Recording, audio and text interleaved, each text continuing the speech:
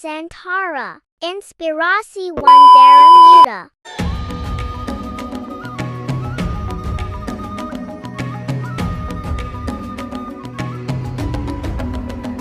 Bersatu dalam perbedaan, berpegang tangan dan berlari.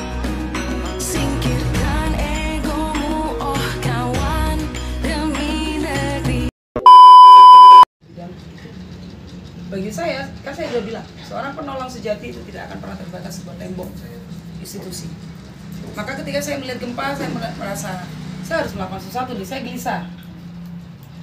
Aku open donasi saya coba hubungi beberapa teman untuk berkolaborasi dengan SAR UPA.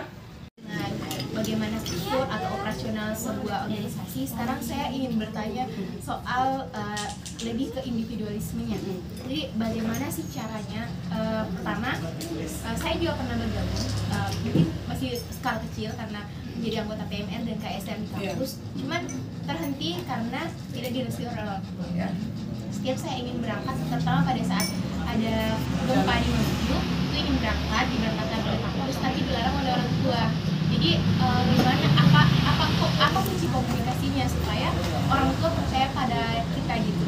Karena kalau misal orang tua tidak mengizinkan, itu juga menjadi satu hal yang berat bagi kita. Meskipun jiwa kemanusiaan dalam diri memanggil untuk berangkat, tapi kalau orang tua yang mengatakan tidak, itu menjadi satu dilema yang kuat. Kemudian pertanyaan yang kedua, pernah tidak Mbak Ibu sebagai inspirator kami hari ini berada di titik yang saya capek, saya berada di posisi rendah, dan bagaimana cara mengembalikan semangat dan jiwa kemanusiaan itu supaya kita bisa kembali bergerak dan tidak terpuruk dengan rasa takut ataupun kekecewaan. Terima kasih.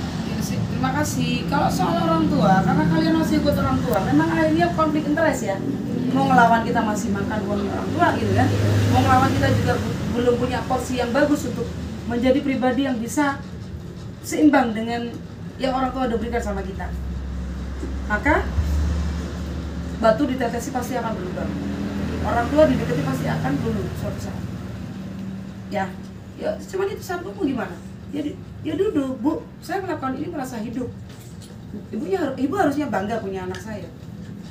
Saya bisa hidup untuk orang lain. Itu buat sanggup saya meninggal, itu amal saya yang tercatat di lauhul mahfuz buat kehidupan saya ke depan, bukan di dunia. Kalau memang keluarga agamis pasti akan memahami. Karena sebaik-baiknya manusia adalah yang mencintai manusia saya. Kita dilahirkan, saya bukan orang yang sangat alim soal agama, tapi Tuhan melahirkan kita. Kenapa Tuhan nggak menyuruh kita sholat terus? Bahwa Tuhan melahirkan kita yang pertama belum minanas wajib. Kita dilahirkan untuk hidup bersama, setara dengan manusia lain. Beribadah, tidur, makan, menghidupi anak, istri kalau menikah. Beribadah, ibadahnya nikah, punya anak itu bukan ibadah, menurut saya ibadahnya tetap nikah. Dan kalaupun ada yang memilih nggak menikah itu ya pilihan. Karena Tuhan itu menciptakan kebaikan dan keburukan, putih dan hitam. Nggak cuma menciptakan kebaikan saja. Ya enggak. Kalau ada yang orang bilang selalu mengkafir-kafirkan seseorang, ingat bahwa Tuhan yang menciptakan manusia itu maling. Dipikir siapa yang menciptakan dunia? Ya Tuhan lah. Garis hidupnya jadi maling. Akhirnya dia dikasih kesempatan kedua untuk taubat.